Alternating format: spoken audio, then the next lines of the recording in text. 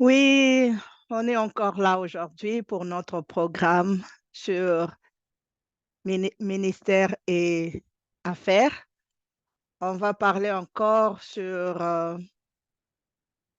ce qu'on a prévu la fois passée. On a dit qu'on va parler sur le plan d'affaires. Alors, j'aimerais saluer tout le bien-aimé, frères et sœurs en Christ, hommes et femmes d'affaires, toute personne qui va passer par cette vidéo, qui va trouver que la vidéo peut aider d'une manière ou d'une autre, que ce soit que vous êtes dans le ministère ou vous êtes dans les affaires.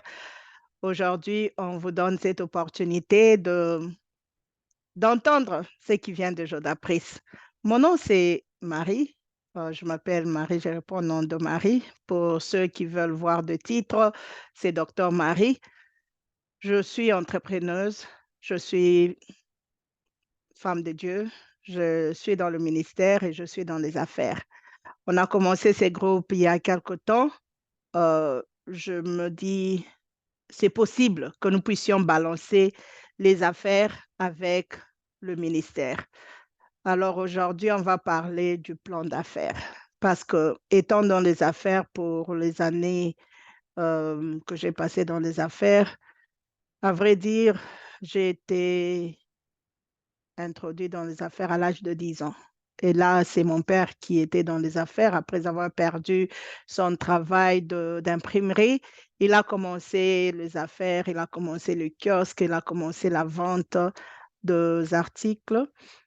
Euh, et à l'âge de 10 ans, il m'a demandé de le rejoindre pour commencer à travailler avec lui. Et si je retourne en arrière pour voir d'où je viens et qu'est-ce qui me garde jusqu'aujourd'hui dans les affaires, je vois qu'il y a une chose, la persistance. Euh, Quelque chose que tu veux faire, même au moment où tu trouves qu'il n'y a pas de raison pour toi de le faire, mais tu le fais parce qu'il y a une consistance. La consistance, c'est ce qui établit. La consistance, c'est ce qui te donne la force. La consistance, c'est ce qui te donne la vigueur même dont tu as besoin pour établir ce dont tu es en train d'établir. Donc, j'essaie de me répéter pour essayer de donner la consistance à ce que je veux dire. Donc, qu'est-ce qu'on entend par plan d'affaires? Aujourd'hui, j'ai pensé avoir une causerie avec quelques personnes, mais malheureusement, elles ne se sont pas présentées.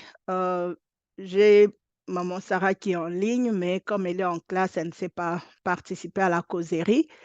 Mais je me suis dit, au lieu de laisser tomber tout le programme en soi, que je puisse juste faire l'audio, que je puisse faire l'enregistrement. Et là, on va voir peut-être, on pourra discuter ces sujets prochainement avec ceux qui seront là, ou bien chacun pourra juste prendre ce qui l'intéresse pour aider son entrepreneuriat. Alors, sans plus tarder, je vais me jeter dans le coin, dans le bain. Je veux partager quelques éléments qui vont nous aider à comprendre qu'est-ce qu'un plan d'affaires et pourquoi nous devons avoir un plan d'affaires. Parce que nous avons des entreprises qui ont déjà commencé, qui grandissent et qui se demandent, j'avais déjà écrit un plan d'affaires quand j'avais commencé les affaires, maintenant là, je n'en ai plus besoin. Il y en a qui veulent commencer les affaires et qui se disent, comment est-ce que je peux écrire un plan d'affaires? Je ne sais même pas comment ça se passe, je ne sais pas comment écrire, quels sont les éléments qui font partie du plan d'affaires. Alors, on va adresser certaines questions pour savoir est-ce que c'est important d'avoir un plan d'affaires avant de commencer les affaires ou bien si je suis déjà dans les affaires, est-ce que c'est encore important que je puisse toujours recourir à un plan d'affaires? OK? Alors, c'est ça. Alors, qu'est-ce qu'on comprend par un plan d'affaires? Un plan d'affaires, pour moi, je me dis, c'est un document qui détaille les objectifs. Quels sont les objectifs que vous avez pour votre entreprise et comment est-ce que vous pensez atteindre ces objectifs-là? Donc, vous avez les objectifs et vous avez le chemin qui vous amène à ces objectifs-là. Quand vous prenez maintenant l'ensemble des objectifs et les schémas qui vous amènent à votre objectif, c'est ce que j'appelle le plan d'affaires. Donc, un plan d'affaires, c'est un document que tu établis qui va énumérer les objectifs que tu as pour tes affaires et qui va donner le schéma de comment est-ce que tu vas atteindre ces objectifs-là. Et bien que nous parlons seulement de plan d'affaires, ici, j'aimerais aussi que nous puissions comprendre que, comme je l'avais dit auparavant, quand on parle des affaires, ce n'est pas seulement le business, ce n'est pas seulement le commerce, mais je suis en train d'entrevoir le ministère, j'entrevois les gens qui travaillent dans des compagnies et j'entrevois les entrepreneurs. Alors, ici, le mot affaires, c'est tout ce que vous êtes en train de faire qui vous procure un revenu. Si vous vous êtes appelé au ministère, quel est le plan que vous pouvez établir pour que votre ministère puisse réussir? Est-ce que vous avez été appelé au ministère et du coup, vous vous levez, vous commencez le ministère, ou bien vous pouvez vous asseoir et établir un plan d'affaires pour que votre ministère puisse réussir, que vous puissiez vous donner des objectifs. Parce que, étant un ministre de Dieu, vous n'êtes pas le seul ministre de Dieu sur cette terre. Vous avez été appelé, il y a votre frère qui est appelé, il y a votre sœur qui est appelée. Peut-être vous êtes tous dans une même ville, dans un même pays, dans un même continent. Qu'est-ce qui te rend différent de l'autre? Pourquoi les chrétiens doivent laisser l'autre et venir chez toi? Comment se fait-il que toi, la parole, quand vous tous, vous tirez la parole de la Bible, tu penses que les gens vont venir dans ton église et pas dans une autre église? Et quand tu es dans les affaires, c'est la même chose. Tu te dis, je suis entrepreneuriat, je veux un entrepreneur, je veux commencer les affaires. C'est bien. Je veux commencer dans l'agriculture, tu as déjà une idée de ce que tu vas faire, c'est bien. Mais qui te dit que tu es la seule personne qui est dans l'agriculture et qui va faire ses affaires et qui va réussir? Il y a des gens qui ont déjà commencé et il y a des gens qui vont venir dans ces cadres d'agriculture. Qu'est-ce qui te promet que toi, si tu commences les affaires, tu vas réussir? Alors ça, ce sont des petites questions que nous pouvons nous poser pendant que nous sommes en train de nous asseoir, prenons le bic, prenons le crayon pour savoir quels sont d'abord les objectifs que je dois établir. Je suis ministre de Dieu, c'est bien, mais à quoi est-ce que Dieu m'a appelé? Quel est le ministère que Dieu m'a donné? Parce que si tu es un touche-à-tout, ce sera difficile que tu puisses te focaliser. Tu dois chercher à savoir, Saint-Esprit, qu'est-ce que tu me dis? Quel est mon territoire? Où est-ce que tu m'as appelé? Je suis une consultante dans les affaires. Quel genre de consultancy que je suis en train de faire? Je travaille avec les petites et moyennes entreprises. Dans quelle industrie? Si je travaille avec les petites et moyennes entreprises, dans quel domaine? Donc, je dois arriver à prendre exactement le, euh, l'état dans lequel je dois être pour me tirer des objectifs qui vont m'aider à réussir. Si je suis encore étudiant, OK? Qu'est-ce que je suis en train d'étudier? Pourquoi je suis dans le cours de business? Pourquoi je suis dans le cours de théologie? Pourquoi je suis encore en train de faire le art ou bien l'économie, n'importe quel domaine dans lequel tu es en train d'étudier? Tu dois avoir un objectif dans les affaires que tu es en train de faire. Si tu n'as pas d'objectif, tu seras comme quelqu'un qui est juste en train de vaciller dans la vie, ne sachant où il va partir. Alors, la deuxième partie, c'est les gens qui disent, bon, moi, je ne suis pas appelé à voir le les affaires de moi-même, mais j'aimerais travailler pour une compagnie. On ne vous exclut pas. Quand bien même vous travaillez pour une compagnie, vous devez avoir un plan d'affaires. Parce que quand vous travaillez pour une compagnie, vous devez travailler dans le sens que vous devenez incontournable. Donc, si vous êtes en train de travailler dans un plan pour dire, je suis peut-être chargé de la communication, quels sont les atouts, quels sont les skills, quelles sont les qualités que vous devez avoir qui vont faire à ce que vous devenez incontournable dans votre entreprise? Ça, c'est ce dont nous avons besoin. Donc, nous ne laissons personne dans ce cadre ici. Nous sommes en train de toucher à tout le monde, que tu puisses être dans l'administration, que tu sois un entrepreneur, que tu sois un travailleur dans une compagnie, que tu sois élève, étudiant, que tu sois ministre de Dieu, dans tout ce que tu es en train de faire dans la vie. Si tu sais que ce que tu es en train de faire te rapporte du revenu, ou bien tu es en train d'étudier pour que dans le futur, tu puisses créer une vie qui va te donner un bon revenu, tu dois avoir un plan d'affaires. Donc, on se comprend. La première des choses, c'est d'abord établir les objectifs. Quels sont les objectifs que je veux établir pour mes affaires? Quels sont les objectifs que je veux établir pour mon ministère? Quels sont les objectifs que je veux établir dans mes études? Parce que si tu connais les objectifs, tu sauras voir le schéma que tu dois prendre pour atteindre ces objectifs-là.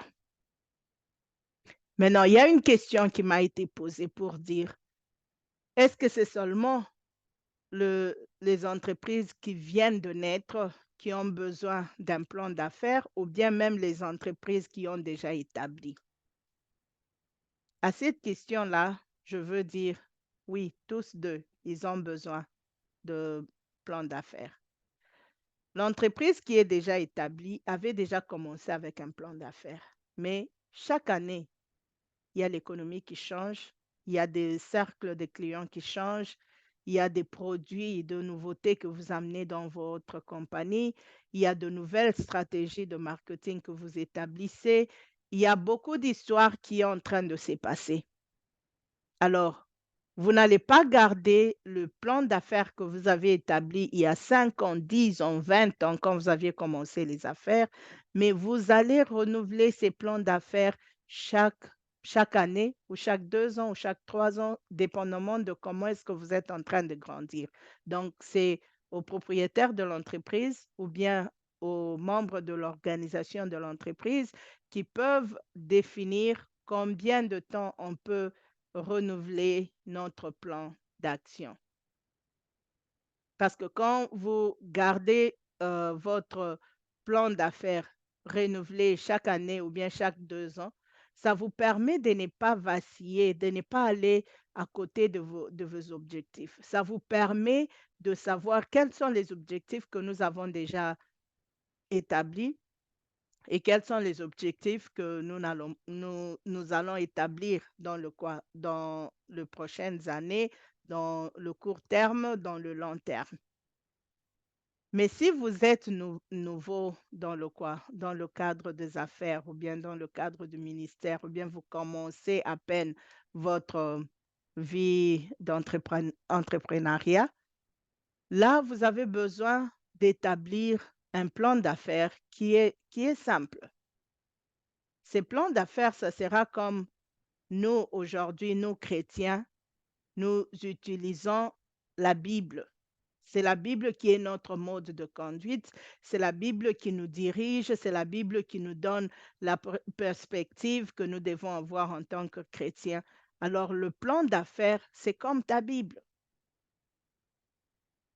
La différence, c'est que dans la Bible, c'est Dieu qui a établi les objectifs, mais dans ton plan d'affaires, c'est toi qui établis les objectifs. Tu cherches à établir comment est-ce que tu veux voir ton entreprise grandir. Comment est-ce que tu veux, quel genre de clients tu veux servir? Quel genre de partenaires tu veux avoir? Donc tu définis le cercle de ton business. Tu cherches même à savoir qui sont tes compétiteurs et comment est-ce que tu vas jouer, pour que tu puisses le surpasser. Comment est-ce que toi, tu peux établir tes affaires qui seront différents de leurs affaires? Donc, le plan d'action est très capital, très essentiel pour et la personne qui vient de commencer l'entreprise, le ministère, la vie professionnelle, comparé à la personne qui a déjà établi les affaires, qui est déjà dans la vie d'entrepreneur, qui est déjà dans la vie professionnelle et qui est déjà en cours avec, ce qu'il a déjà établi autour de lui. Donc de tous les 2 côtés, nous avons besoin du plan d'affaires et là, nous comprenons qu'en établissant bien le plan d'affaires, ça va nous aider à bien rester dans la bonne voie et atteindre tous nos objectifs.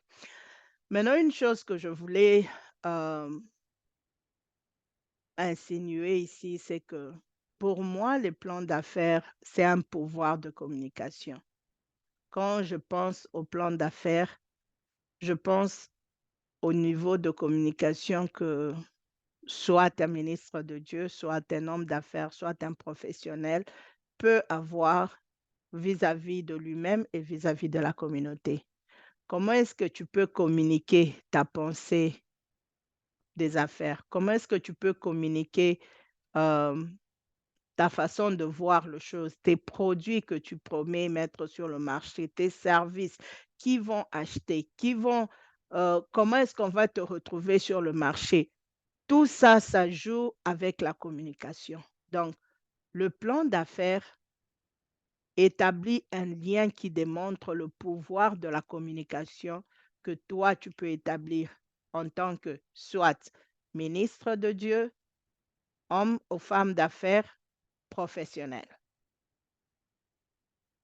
Et quand je parle de professionnels, je parle de gens qui travaillent pour, pour de grandes entreprises ou bien petites entreprises, quand vous travaillez pour une entreprise. J'essaie un peu de dissocier pour éviter de réutiliser le même mot pour, essayer de couvrir un peu tout le monde. Alors, en tant que professionnel, quand tu travailles pour une compagnie, j'aimerais que tu puisses établir un plan d'affaires qui va te rendre incontournable, au point où on ne peut même pas te licencier. La compagnie ne peut pas survivre sans toi. Il y a des gens dans ma compagnie, je ne veux pas les laisser partir parce qu'ils sont très importants dans ce qu'ils sont en train de faire. C'est vrai, je peux engager quelqu'un d'autre qui peut faire ce qu'il est en train de faire, mais le fait qu'il comprend mon idéologie, il comprend l'idéologie de la compagnie, il comprend les objectifs que nous avons, ça devient un peu difficile de laisser partir cette personne. Et c'est pour ça que j'aimerais que tu comprennes que quand tu deviens indispensable pour une compagnie, tu t'établis un bon terrain pour continuer dans les affaires, continuer dans la compagnie. Et ça, ce n'est pas seulement pour les gens qui travaillent pour des compagnies, mais aussi pour toi dans les affaires. Si tu établis un bon plan d'affaires, quand tu commences tes affaires, il y aura toujours de hauts et de bas, mais tu sauras survivre jusqu'au point où tu vas t'établir et commencer à grandir. Les affaires, ce n'est pas facile, mais avoir un bon plan, ça t'aide mieux que la personne qui commence les affaires sans un plan. Donc, le plan d'affaires, c'est un très grand pouvoir que tu as pour la communication. La communication avec les gens que tu peux amener dans ton business comme travailleur, la communication avec les gens que tu peux amener dans ton business comme de partenaires, la communication avec tes clients que tu vas amener pour le produit et les services que tu veux servir.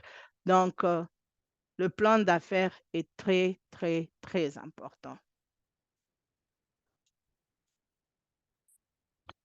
Alors, j'aimerais que nous apprenions à comprendre le plan d'affaires.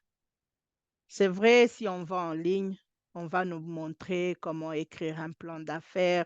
Il y a les AI maintenant qui peut même écrire ça pour toi, le robot. Euh, Tu mets quelques données sur Internet, ça te reproduit un plan d'affaires. Bon,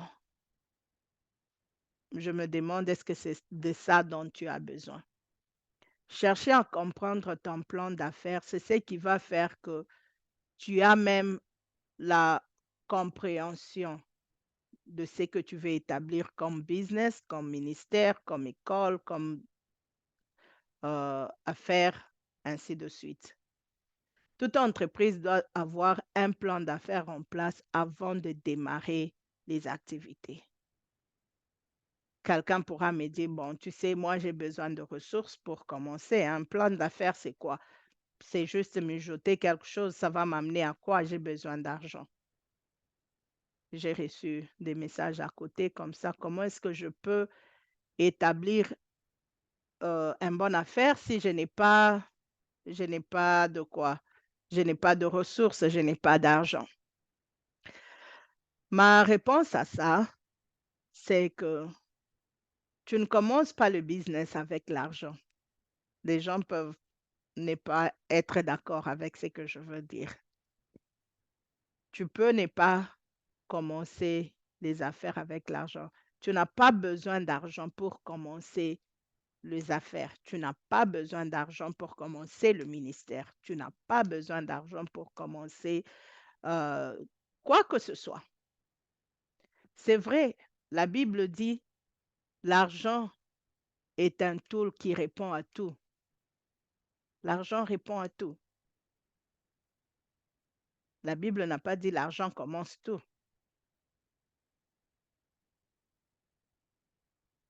Étant chrétien, nous savons que Dieu a créé l'humanité juste avec sa voix. Oh, donc, on peut commencer quelque chose juste avec la voix, avec la parole. Dieu a créé l'humanité avec la parole. Donc, je peux commencer quelque chose avec la parole. Je peux commencer une activité avec une idée. Moi, je me dis, la source de toute chose, c'est d'abord toi. L'existence de toute chose, c'est Dieu. Donc, c'est Dieu qui a existé avant toute existence. Et c'est après l'existence de Dieu que sa parole est arrivée. Parce qu'il était là, il a parlé.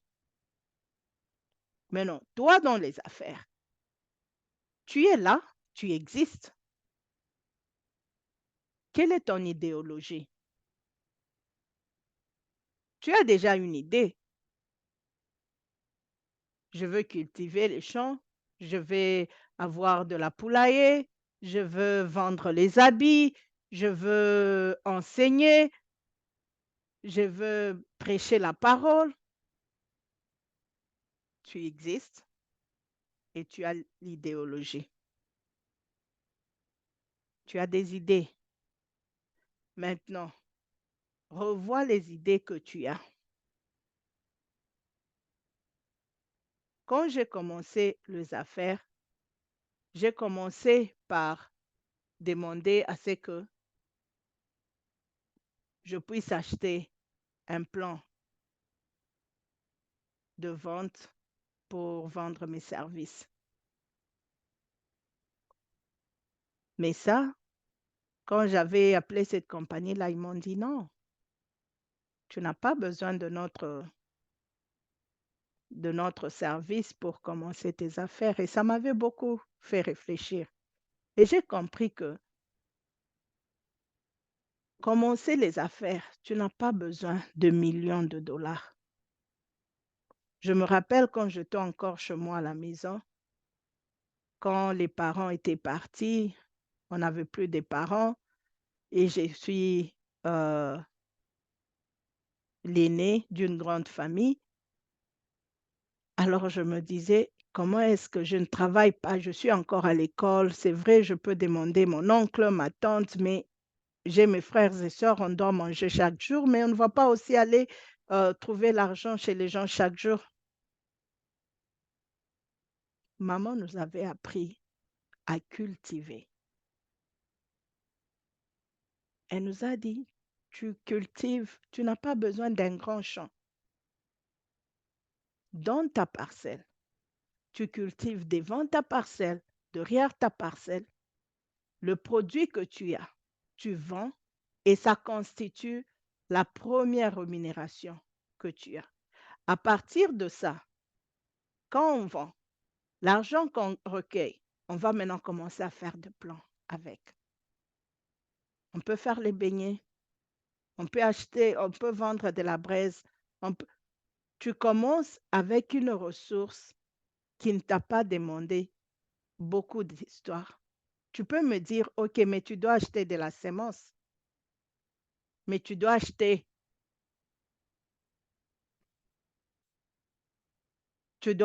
ceci, tu dois acheter cela. Oui, quelqu'un qui a besoin juste de 10 dollars pour acheter la sémence et mettre dans la terre est complètement différent de la personne qui est en train de chercher 10 000 dollars pour commencer les affaires. Avec ces 10 dollars, j'achète la sémence, je mets dans la terre. Ça va prendre du temps pour que ça commence. La patience paye. La patience paye. Pendant ces temps d'attente, il y a la souffrance, oui. Je veux souffrir. Mais quelles sont les qualités que j'ai qui peuvent m'aider à ce que je puisse euh, me sortir dans cette souffrance? Si je suis une femme et que je sais tresser les cheveux, pourquoi est-ce que je ne peux pas sortir, aller tresser les cheveux? Je peux sortir, aller tresser les cheveux. Ça ne va pas me payer beaucoup d'argent, mais ça va me donner un minimum de ce dont j'ai besoin pour commencer à faire une petite épargne. Je peux sortir, je peux enseigner. Il y a beaucoup d'élèves par-ci, par-là qui sont en train de chercher le cours supplémentaire. Toi, tu es déjà à l'université. Ou bien tu as déjà même terminé l'université. Au lieu de rester en train de chercher quand est-ce que j'aurai 10 000 dollars pour commencer les affaires. Non, j'ai demandé 500 dollars à ces messieurs ici, il n'a pas voulu me donner. Non, j'ai demandé à maman 100 000 dollars, il ne m'a pas donné. Essaie de voir ce que tu peux faire. Il y a des petites histoires par lesquelles tu peux commencer. Il y a le nettoyage de voitures. Va nettoyer les voitures. Ça te coûte combien? Si tu dois investir dans la connaissance, il y a des petits certificats qui se donnent. Il y a des cours que tu peux prendre en ligne gratuitement. Prends ces cours-là d'abord gratuitement. Établis-toi. Tu as la connaissance, va appliquer dans une compagnie. Trouve un poste. Commence à travailler. Et le peu qu'on te donne, commence à épargner. Nous sommes une génération, nous sommes dans une génération où moi je crois que nous pouvons établir des affaires très fortes et très successful sans dépendre de gens. Ça demande seulement que tu puisses faire tourner ton cerveau. Je ne dis pas que demander aux gens, c'est mauvais. Non. Mais ce que je veux dire, c'est que j'aimerais que tu puisses prendre, Dieu t'a donné les qualités, Dieu t'a donné le, certains éléments, je le connais seulement en français, le skills, donc les qualités, si je peux le dire, que tu peux utiliser pour commencer quelque chose somewhere. Si tu trouves que tu as étudié, tu as fait la communication, ne reste pas là en train de chercher à dire, OK, le jour où j'aurai mon propre business dans la communication. Non, cherche un emploi. Si tu cherches d'emploi, il n'y en a pas dans ton domaine. Cherche même dans le domaine qui n'est pas le tien. Que tu puisses au moins commencer à avoir une ressource qui va t'aider à établir euh, l'épargne quelque part. Tu sauras faire de l'épargne si tu as un objectif. C'est pour ça qu'on est en train de parler de plan d'affaires. Parce que si tu as un plan d'affaires, tu sais l'objectif que tu as en toi. Quel est l'objectif que tu es en train de poursuivre? Et comment est-ce que tu peux arriver à cet objectif? Si tu as la possibilité d'avoir les gens autour de toi qui peuvent te donner l'argent facilement, tant mieux. Tu peux utiliser cet argent-là et tu peux créer quelque chose de grand. Tu peux créer quelque chose que tu peux toi-même établir et tu regardes derrière, tu dis, hé, je viens vraiment de loin. La vie n'est pas facile. La vie n'est pas facile. Mais on voit que pour que tu sois à mesure de réussir dans ce que tu es en train de faire, tu dois toi-même établir l'objectif que tu veux poursuivre. Alors, en établissant cet objectif-là, là, tu sauras si tu veux vraiment poursuivre cet objectif ou bien si tu veux changer. Parce que tu peux commencer dans un domaine et tu trouves que ce domaine n'est pas très bon. Tu vas perdre le temps, tu peux perdre même les ressources. Mais si tu établis euh, le quoi, le plan d'affaires, en étudiant ton plan d'affaires, tu vas éviter beaucoup de temps que tu auras à perdre en étudiant les idées que tu es en train d'établir. Alors, j'étais en train de parler sur le plan d'action. Deuxièmement, j'ai dit que nous devons établir et revoir les plans d'action très régulièrement. Il y a des entreprises qui existent déjà, mais ils avaient établi le plan d'action quand ils avaient commencé. Et maintenant qu'ils sont dans les affaires, bon, jour après jour, ils voient comment leurs activités avancent, mais ils ne pensent pas à rentrer pour revoir leur plan d'action. Tu rentres revoir tes plans d'action pour voir quels sont les objectifs que tu avais établis avant qui vont te permettre à ce que tu puisses arrêter de travailler sur ces objectifs-là parce que tu les as déjà atteints, mais établir de nouveaux objectifs là où tu trouves que tu n'as pas encore atteint, là où tu trouves que tu dois améliorer. À supposer, je commençais un petit business dans la vente de quoi? Je peux dire la vente de chaussures. Et mon premier business, c'est vendre chaussures dames. Si je trouve que après une année, 2 ans, 3 ans, j'ai une bonne clientèle avec les chaussures dames, qu'est-ce que je peux faire? Je peux maintenant ajouter à cela les chaussures hommes. Je veux revoir qu'est-ce qui a fait que j'ai réussi à atteindre cette majorité de clients femmes. Qu'est-ce qui a permis à ce que je puisse atteindre le niveau de clientèle que j'ai aujourd'hui? Qu'est-ce qui a fait que je puisse être à mesure d'atteindre ces chiffres d'affaires? En revoyant ce que tu es en train ce que tu as mis en place comme schéma pour atteindre tes objectifs, tu vas être à mesure de recréer un autre objectif qui va permettre à ce que tu puisses élargir maintenant tes affaires. Alors là, tu ne parles pas seulement d'établir tes affaires, tu parles maintenant d'élargir tes affaires. Et quand tu revois régulièrement ton plan d'affaires, ça te permet d'élargir et de faire grandir tes affaires. C'est la même chose dans le ministère, c'est la même chose dans la vie professionnelle. Et comme je l'ai dit, quand tu es dans la vie professionnelle, tu travailles pour une compagnie, tu travailles pour quelqu'un, établis un plan d'affaires qui va faire à ce que tu deviens incontournable, que ce soit dans les objectifs que tu cherches à accomplir dans cette compagnie-là, ou bien juste dans le poste que tu es en train d'offrir à cette compagnie. Que le jour où on te dit, tu sais quoi, on veut te remercier, même la compagnie comprenne qu'ils sont en train de souffrir d'une perte.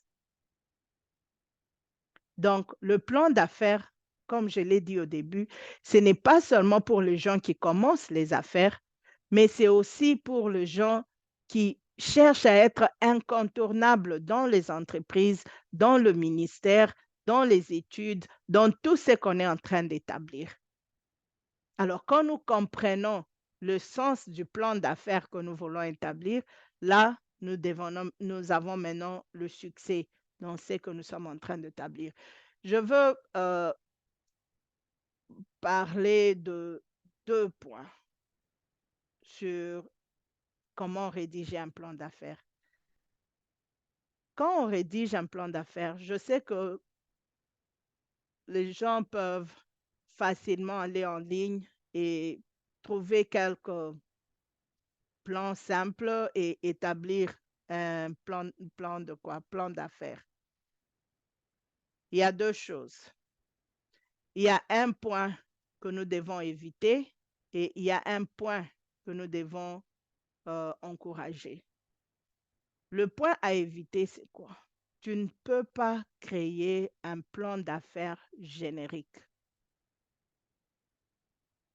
Comment est-ce qu'on prépare un plan d'affaires générique? Un plan d'affaires générique, c'est quand tu es sur Google, tu cliques, OK, comment établir un plan d'affaires? Google va te donner des éléments A, B, C, D. C'est comme ça qu'on établit et tu copies et tu mets sur ça. Parce que je suis en train de faire un business de consultation, comment est-ce que je peux établir mon plan d'affaires en tant que consultante? Ça te donne les éléments. C'est bien, tu auras un plan d'affaires, mais ça ne va t'aider en rien. Ça va te donner un point de commencement, mais ça ne te rendra pas différent des autres. Tu auras un document qui est générique, qui va ressembler à tout le monde. Mais mon objectif en venant avec ces cours de quoi, avec ces discussions ou bien ces programmes de euh, ministère et affaires, c'est chercher à t'amener à une bonne réflexion, que tu puisses réfléchir au-delà du générique, que tu crées quelque chose qui est unique à toi, unique à ton business, unique à ton ministère, unique à ton travail, unique à ton objectif, quelque chose que même toi-même, quand tu es en train de travailler, on regarde ce que tu fais, on dit non, non, non. Ça, c'est seulement Monsieur Théo qui peut faire. Ça, c'est seulement Maman Solange qui peut faire. Donc, tu crées une présence unique pour toi. Même si tout le monde vend les chaussures, quand on vient acheter les chaussures chez toi, c'est impeccable, c'est différent. On a de milliers et de milliers d'écoles. Mais quand on vient à ton école à toi, qu'est-ce qu'on va apprendre? Alors, Glody, nous voulons que, si vous pouvez garder vos micros fermés, s'il vous plaît, maman. tu sais que j'aime bien la vie. Ok.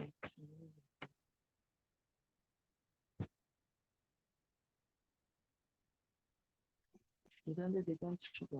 Big, j'ai pas de la Bible. Ah, j'ai Maman Solange, est-ce que vous pouvez garder votre micro fait une fermé, s'il vous lecture. plaît?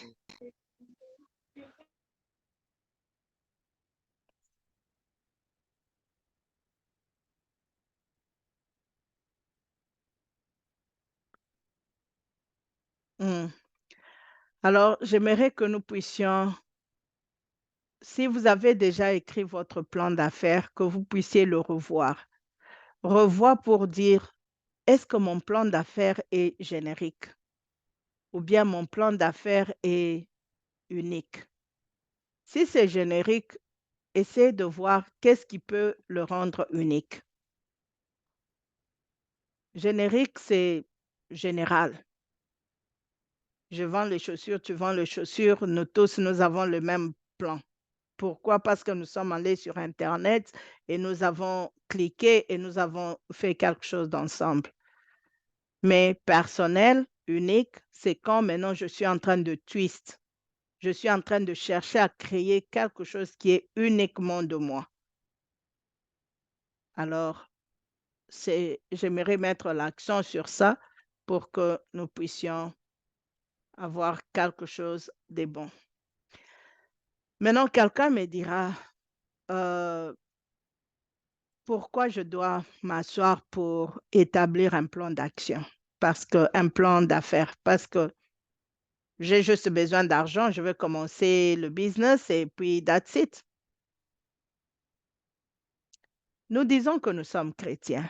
Il y a un verset ou bien un passage qui était en train de tourner dans ma tête quand nous lisons la Bible dans le livre de Luc 14, 28 à 30. La Bible déclare, car lequel de vous, s'il veut bâtir une tour, ne s'assied d'abord pour calculer la dépense et voir s'il a de quoi la terminer, de peur qu'après avoir posé les fondements, il ne puisse l'achever et que tous ceux qui le verront ne se mettent à le railler en disant, cet homme a commencé à bâtir et il n'a pas pu achever.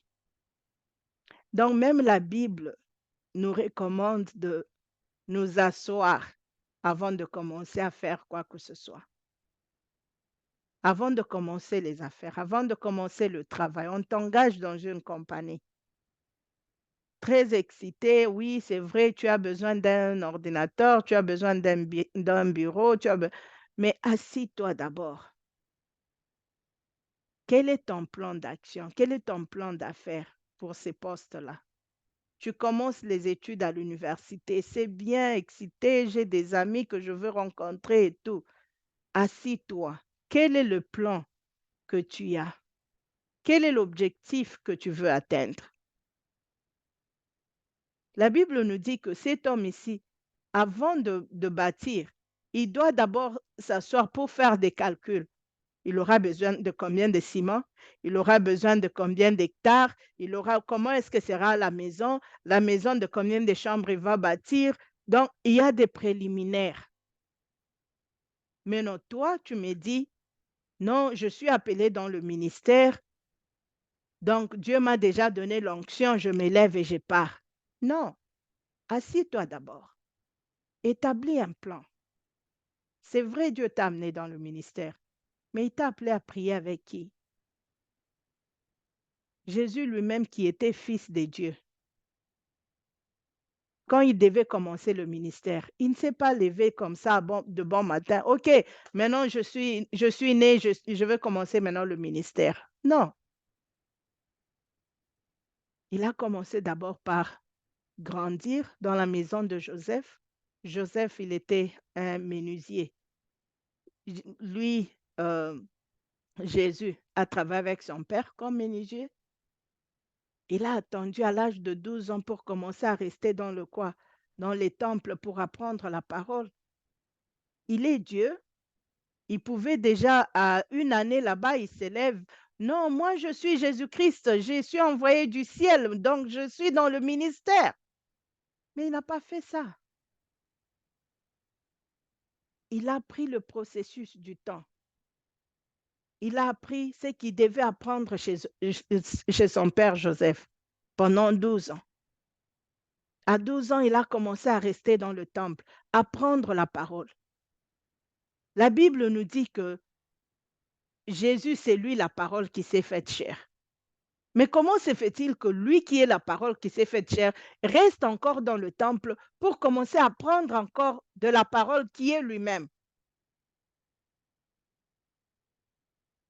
Et quand nous lisons encore dans la Bible, il dit que Jésus grandissait en sagesse, en quoi? En statut, En en statut, sagesse et puis, et en intelligence. et en intelligence. En Donc, sagesse et en intelligence. ouais, donc en statut, en sagesse et en intelligence, 3 aspects. Quand on dit il grandissait, c'est-à-dire il allait d'un point à un autre. Merci, maman Solange. Si Jésus lui-même, qui était Dieu, qui s'est fait chair, étant toujours Dieu, il avait besoin de grandir. Il avait besoin d'ajouter de la sagesse. Plus il grandissait, plus la sagesse augmentait. Plus il grandissait, plus l'intelligence augmentait. Plus il grandissait, plus il prenait du poids. C'est ça, grandir en statut. Maintenant, toi, ma soeur, et toi, mon frère, Dieu te donne l'onction directement. Tu commences. Moi, je suis appelée à prêcher aux nations. Je ne peux pas prêcher dans une église de 2 personnes. Je suis appelée à aller dans le monde entier. Alors, je ne peux pas étudier ces petits cours en ligne ici. Moi, ça ne me sert à rien. Je suis appelée à faire des grandes affaires dans le monde entier. Je ne peux pas vendre la tomate sur le quoi? Sur la route. Non, on commence quelque part. On s'assied, on regarde qu'est-ce qu'on n'a pas, comment est-ce qu'on peut acquérir ce qu'on a. Quand Jésus est arrivé à l'âge de 30 ans, c'est à cet âge-là qu'il est allé se faire baptiser par Jean-Baptiste. Et ce qui m'a toujours intrigué, c'est que c'est à cet âge-là, quand il est allé se faire baptiser, que Dieu a parlé pour dire, voici, celui-ci, il est mon fils. Donc, tout ce temps ici, il était qui? Il n'était pas ton fils. Il était toujours le fils de Dieu. Mais c'était la présentation. Dieu l'a maintenant introduit dans le ministère. Dieu l'a maintenant présenté devant l'humanité pour lui dire, OK, le temps du ministère est là. Tu peux maintenant partir. L'histoire de David nous donne aussi le même cas. Ce n'est pas le jour où David a été oint qu'il a été mis à la royauté. Il y a toujours l'étape de l'onction à la royauté, de la naissance à la présentation au ministère. Donc, c'est très important que nous puissions comprendre qu'il y a un processus. Si nous voulons réussir dans ce que nous sommes en train de faire, nous devons établir un plan d'action, un plan d'affaires qui va nous aider à atteindre nos objectifs, qui va nous aider à faire ce que nous devons faire pour que nos objectifs soient atteints. Alors, j'ai prévu juste de donner 7 éléments qui vont vous aider à écrire un très bon plan d'affaires qui va être un plan d'affaires qui va vous introduire dans votre succès. Premièrement, c'est le résumé analytique. Le résumé analytique, c'est-à-dire quoi? C'est-à-dire vous présentez votre entreprise, votre ministère, votre boulot, tout ce que vous avez à faire, vous le présentez. Comment est-ce que vous envisagez faire vos affaires? Comment est-ce que vous envisagez faire votre ministère? Qu'est-ce que vous entrevoyez? Donc, vous parlez brièvement. Vous n'avez pas besoin de faire de longues phrases, mais parlez brièvement de ce que vous entrevoyez. Présentez, si quelqu'un prend ces plans d'affaires-là, il ouvre juste cette page-là, il comprend directement ce que vous êtes en train de faire. Qu'est-ce que vous planifiez faire pour vos affaires? Deuxièmement, la description de l'entreprise. Ici, vous entrez un peu plus en détail maintenant. Vous allez donner les valeurs et les objectifs de vos affaires et vous allez aussi donner la vision et l'énoncé de votre mission. S'il n'y a pas de vision dans ce que vous êtes en train de faire, c'est une peine perdue. Donc, vous allez mettre il y a une différence entre objectif et vision. Donc, vous allez établir ces 4 aspects. Les valeurs, quelles sont les valeurs que vous établissez pour vos affaires? Quels sont les objectifs que vous établissez? Quelle est la vision que vous entrevoyez et quel est l'énoncé de votre mission? Ces 4 éléments vont vous aider à bien décrire les affaires, le ministère, le travail ou bien tout ce que vous voulez établir. Et le troisième point, c'est la gestion ou l'organisation de quoi? Des entreprises. Comment est-ce que vous allez structurer votre entreprise? Ici, nous parlons maintenant de la structure juridique de votre entreprise. Est-ce que vous allez établir une entreprise générale, une entreprise commerciale, une entreprise, le non-profit, les NGO? Donc, vous donnez les structures nécessaires pour votre organisation. Quatrièmement, vous allez parler de produits et services. Quels sont les produits que vous allez donner aux gens? Quels sont les produits que vous allez vendre? Quels sont les services que vous allez vendre? Essayez de détailler ça dans votre plan d'affaires. Ce que vous établissez, c'est préliminaire. Nous savons qu'avec l'économie qui change, avec les clients qui changent, avec les histoires qui passent par-ci, par-là, vous pouvez changer vos produits ou vos services avec le temps, vous pouvez en ajouter, mais au moins que vous puissiez avoir une ligne de base. Quels sont les produits que je veux vendre? Si je veux vendre le produit cheveux, c'est quel genre de produit cheveux que je veux vendre? Je veux vendre de mèches, je veux vendre des perruques, je veux vendre quoi? Que tu puisses avoir quelque chose qui est bien structuré, que tu vas bien établir. Ça va t'aider à bien comprendre ce que tu veux faire. Cinquièmement, il y a l'analyse de marché. Tu dois analyser le marché. Tu ne peux pas vendre n'importe où. Tu ne peux pas appliquer n'importe où. Tu ne peux pas euh, donner tes services à n'importe qui. Donc, tu dois faire l'analyse du marché. Dans l'analyse du marché, c'est là que nous trouvons le stratégie commerciale.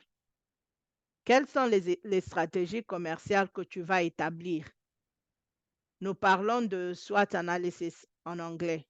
Je ne connais pas le mot en français, mais c'est un système qui vous permet d'établir quels sont les points forts, quels sont les points faibles, quelles sont les opportunités et quels sont les ennuis que vous pouvez trouver sur un marché. Donc, en établissant ces SWOT analysis, ça vous permet de segmenter même le client que vous avez besoin. Si, à supposer, vous êtes en train de vendre des histoires en genre jeunesse, vous n'allez pas vous retrouver dans un milieu de vieilles personnes. Mais si vous ne faites pas l'étude du marché, facilement, vous allez vous retrouver dans un mauvais coin.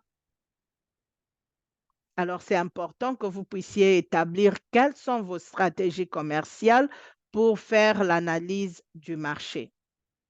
Sixièmement, nous parlons du plan marketing. Identifiez votre niche et quelles sont vos stratégies marketing que vous allez utiliser. Aujourd'hui, tout le monde met les informations sur Internet. Vous avez Facebook, vous avez Instagram, vous avez ceci, vous avez cela. C'est bien. Mais si tu es en train de faire un marché qui est spécifique, cherche à voir quelles sont les personnes que tu veux contacter directement. Même si tu es sur Facebook, cherche de groupes sur Facebook qui sont identifiés au genre de quoi, de service que tu es en train d'offrir. Ça va te permettre de ne pas gaspiller beaucoup de temps. Ça va te permettre à rejoindre le gens que tu dois rejoindre le plus vite possible. Et septièmement, vous établissez le plan et la projection financière. Comme on a dit dans le verset biblique, sans faire de calcul, vous pouvez commencer la fondation et vous ne savez pas terminer. Et les gens qui vous ont vu commencer, ils vont commencer à se railler de vous maintenant pour dire, oh, il a commencé, mais il n'a pas terminé. Parce que tu ne savais pas que ça va te coûter beaucoup pour terminer ta, euh, ta maison, mais le peu de ressources que tu avais t'a permis juste d'établir la fondation. Et ça va te prendre encore des années pour que tu puisses établir le premier mur, le deuxième mur, le troisième mur. Quelque chose dont si tu pouvais te focaliser d'abord à réunir les ressources dont tu as besoin, l'intelligence dont tu as besoin. Peut-être tu as besoin de rentrer à l'école, étudier euh, certains atouts avant que tu ne puisses te lancer dans les affaires, dans l'entreprise, dans le ministère. Le fait de retarder ça, ça va retarder le temps que tu as à atteindre tes objectifs. Donc, ça, ce sont les 7 éléments que j'ai voulu parcourir pour que nous puissions parler un peu de comment rédiger un plan d'affaires qui va nous aider à atteindre nos objectifs d'une manière réussie. Alors ça conclut notre causerie, notre, comment dire, notre présentation sur le plan d'affaires. Et je sais que, Monsieur Théo, vous êtes arrivé en retard, donc je ne sais pas si vous avez même une question à poser sur ça ou pas. Euh,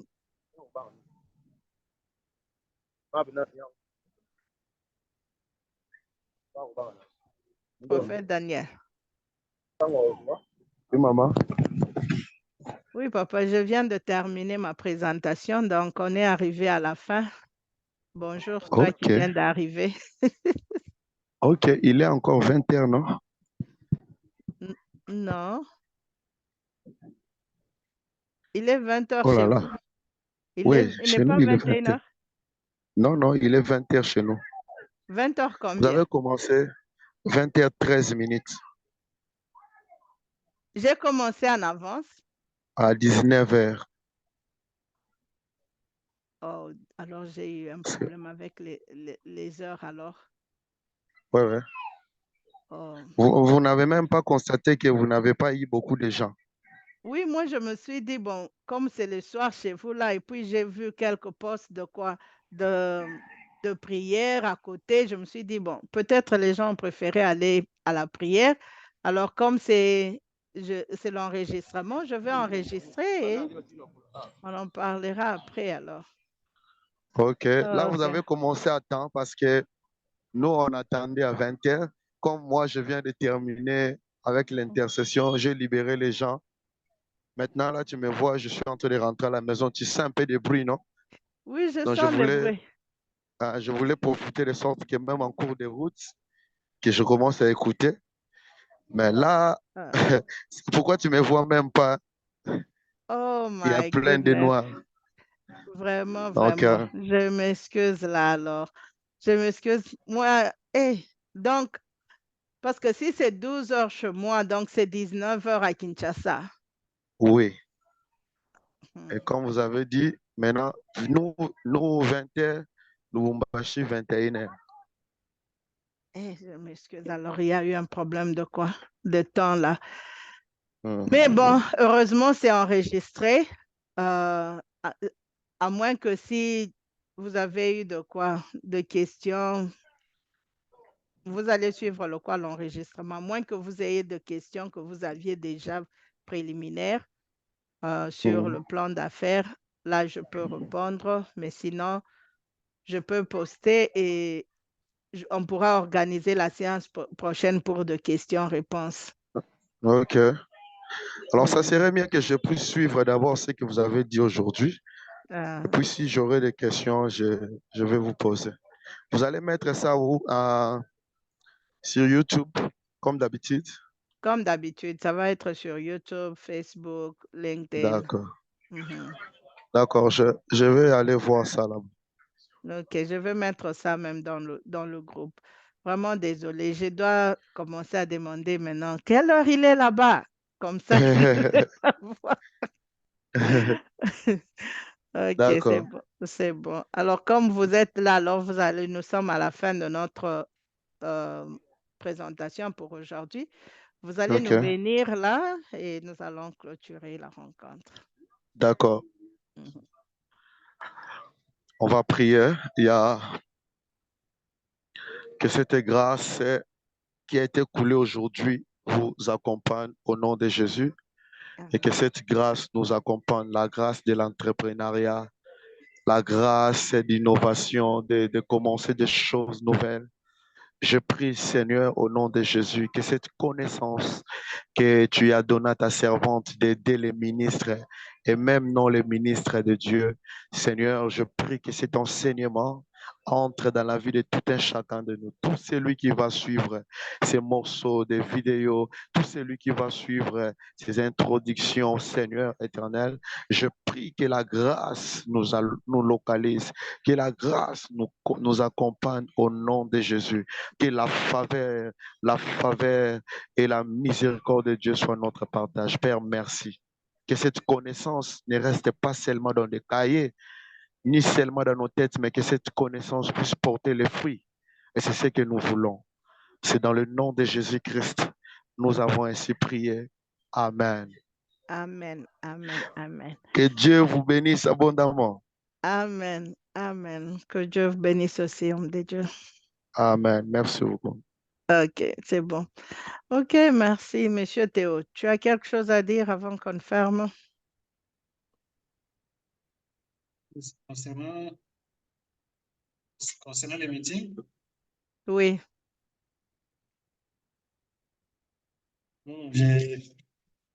j'étais en train de penser, poser une question par rapport à ça, juste pour savoir, les plans d'affaires, est-il un plan général ou c'est différent? Chacun peut faire un plan selon ce qu'il apprend.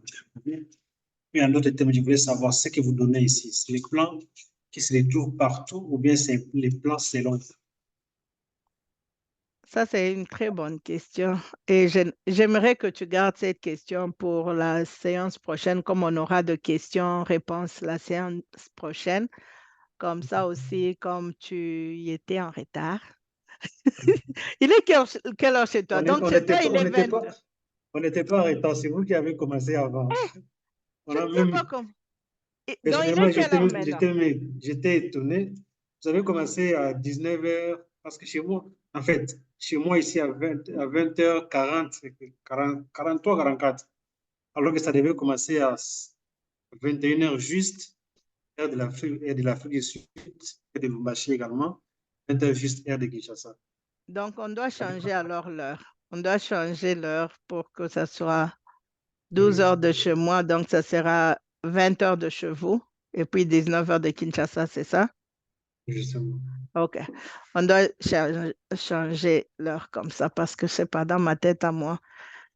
Mais on a un changement d'heure euh, le dimanche prochain. Donc, on va voir comment ça va tourner. Et là, vous allez m'aider à bien calculer les heures. Oui, ça, c'est une très bonne question. C'est une question pertinente. Alors, j'aimerais que vous puissiez garder ça comme ça la semaine prochaine ou bien la semaine en 8, quand on va se retrouver, que vous puissiez poser cette question-là. Ça va aider Oui, plusieurs personnes. oui, je pense, comme vous avez fait là, c'est bien. Comme ça, nous aurons encore le temps de revoir toute la vidéo, puis Mhm. revenir encore avec toutes les autres questions Oui, oui. sur d'autres parties qu'on avait manquées. OK. OK. C'est bon. Ça va. Comme ça, on va poster la vidéo et vous aurez le temps de revoir et on va discuter sur ça prochainement. Sinon, merci et mes excuses à tout le monde pour avoir mal calculé les temps là, mais on se revoit prochainement.